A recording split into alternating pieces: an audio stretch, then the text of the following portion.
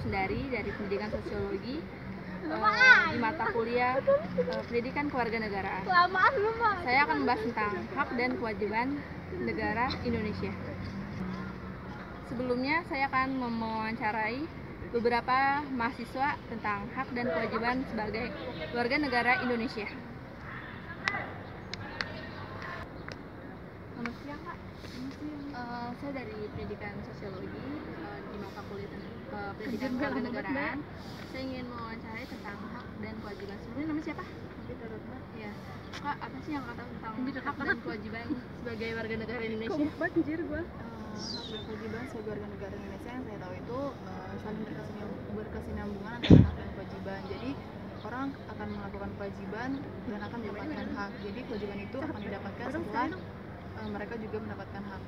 Kakak sebagai warga negara Indonesia sendiri, kakak telah berkontribusi nggak sih tentang hak dan kewajiban? Untuk hal kecil ya, karena setiap tahun kan kita juga bayar pajak. Jadi saya sebagai warga negara saya membayar pajak setiap tahunnya. Menurut aku pajak itu penting. Kalau nggak ada pajak kita nggak akan difasilitasi untuk kayak kendaraan umum seperti Transjakarta atau juga jalanan kayak trotoar, terus juga mungkin kayak gedung-gedung pemerintahan yang sekarang yang bisa dipakai kayak pengadilan gitu kan. Jadinya kalau misalnya nggak ada itu masyarakat juga susah untuk melakukan suatu kegiatan. Terima kasih Kak atas wawancaranya. Selamat siang, nama saya Rita Putriani, saya dari kelompok 2. Saya akan mewawancarai salah satu mahasiswa UNJ mengenai hak dan kewajiban sebagai warga negara Indonesia. Di mana sebagai warga negara Indonesia kita ada peraturan-peraturan tertentu yang wajib untuk kita taati dan ada pula hak-hak yang harus kita tuntut sebagai masyarakat Indonesia. Ya. Baik, saya perkenalkan, saya reporter Rita Putriani. Saya akan menanyakan tentang Anda. Sebelumnya, nama Anda siapa? Nama saya Nama saya Alifasya dari jurusan Sosiologi 2013. Oh iya, saya panggil Neng Alifasya ya.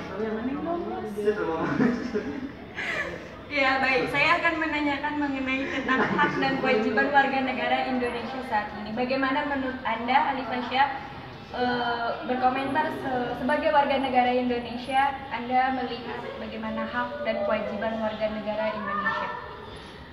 Kalau bagi saya aja sih, kalau hak dan kewajiban warga negara yang simpel aja, dari pengendara sepeda motor. Karena kan saya dari UNJ dari rumah ke UNJ kan pakai motor. Nah yang harus dipatuhi oleh warga negara Indonesia sendiri itu ada mematuhi peraturan lalu lintas.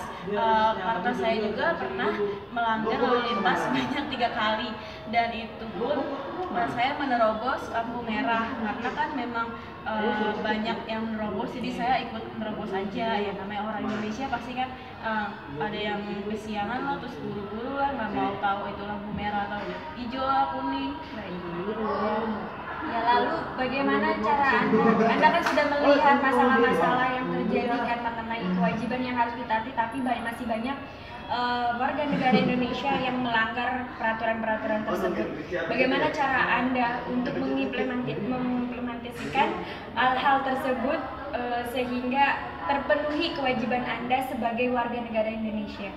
Menurut saya sih kalau misalnya simpel juga nih cara untuk mengatasinya. Kan saya dari pengendara lalu lintas, untuk mengimplementasinya itu dengan cara membuat SIM aja nih, SIM motor, SIM C kan. Jadi Anda juga bebas buat mengendarai motor sejauh apapun itu. Jadi kewajiban kita untuk membuat SIM sebagai salah satu syarat untuk mengendara sepeda motor gitu ya. Iya, benar sekali. Terima kasih. Itulah beberapa cuplikan mengenai wawancara tentang dan kewajiban kita sebagai warga negara Indonesia. Ya, tadi kan ada beberapa ya. Sekarang kita akan lanjut mewawancarai beberapa mahasiswa UNJ di sini untuk lebih mengetahui lebih luas lagi pengetahuan kita mengenai hak dan kewajiban warga negara.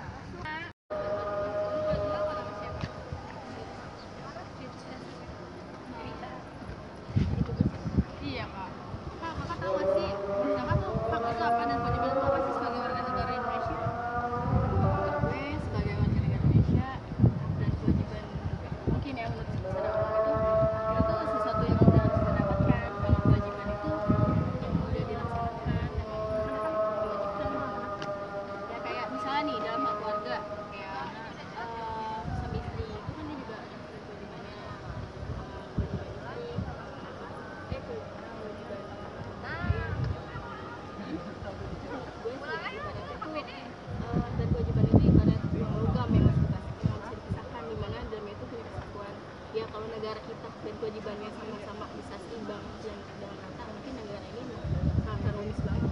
Ya, kan tadi kakak berargumen bahwa jika ya, berarti kalau jika itu kakak mengandaikan ada berharapan juga di situ mengenai hak dan kewajiban yang di masyarakat ini. Apa sih harapan kakak untuk di negara Indonesia yang kita cintai ini mengenai hak dan kewajiban kita gitu? Apa yang harus kita tuntut dan apa yang harus negara ini berikan untuk kita? Pertama dari gue, kenapa gue bilang jika, karena di negara ini gini teman-teman, kita kan lihat banyak banget permasalahan ya. Contohnya dari salah satu gini deh, kita nggak usah jauh-jauh dari kasusnya, misal dari anak kecil itu kan ada Angelina Jolie. Oh iya iya, yang baru-baru ya. Iya, itu menurut gue dia itu dia kan sebenarnya masih layak untuk hidup gitu, karena dia emang ditelantarkan Ditelantarkan, lalu dia dibunuh karena isinya sih harta warisan gitu. Oh iya iya, kebagian harta ya. Karena ini masalahnya dimana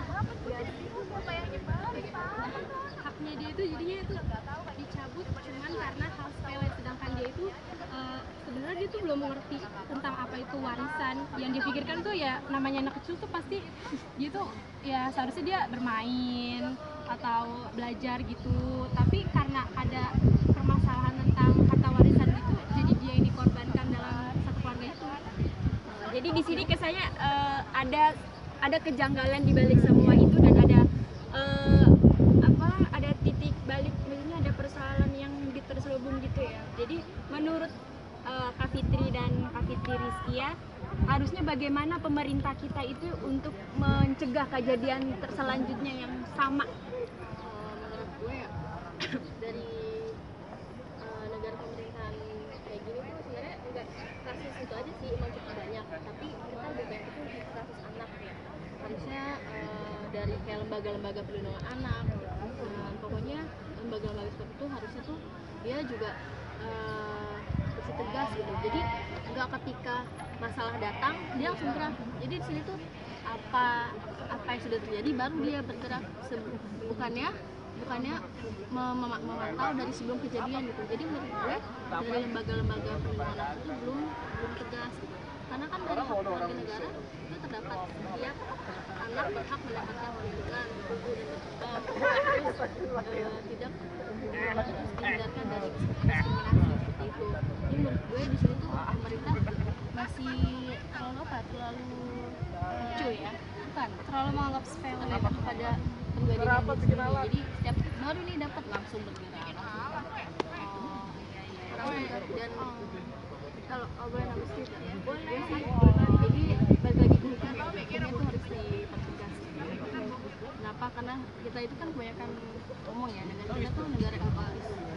Ibarat negara yang banyak lagi gitu. Hukum kita tuh kurang jelas. Hukum kita tuh disalahgunakan.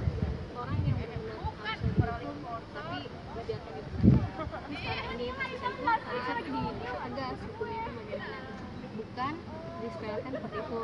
Ya semoga sih ini kasus ini bisa ditangani ya, karena kan hukum di Indonesia itu hukumnya nggak sesuai dengan yang dilakukan, tidak sesuai dengan kesalahan yang dilakukan gitu. Jadi intinya hak masyarakat Indonesia belum terpenuhi dan kewajiban dari pemerintah sendiri itu belum mencukupi ya, yang belum ya dah. Oh ya, ngomong-ngomong tentang kewajiban dulu nih kak. Kakak kewajiban kakak sebagai warga negara Indonesia apa?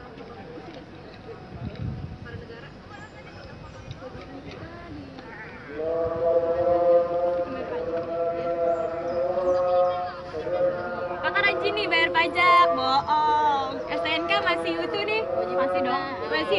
Itu juga Masih. terus kewajiban kayak gini nih, iya. kita kuliah nih. Kewajiban iya. itu kan juga kewajiban belajar. Nah, hak kita untuk memiliki Untuk mendapatkan fasilitas yang baik. Jadi Anda kakak-kakak ini udah punya SIM ya untuk memenuhi haknya ya. Oh. Oke, kalau kayak gitu terima kasih Kakak. Makasih banyak maaf banyak ya. dulu waktunya ya. Sama. Dapat disimpulkan bahwa di sini itu mahasiswa menganggap bahwa kewajiban warga negara maupun kewajiban pemerintah terhadap warga negaranya pun belum terpenuhi maupun hak-hak yang dituntut pun belum terpenuhi pula. Ya, sekian dari kelompok kami. Terima kasih.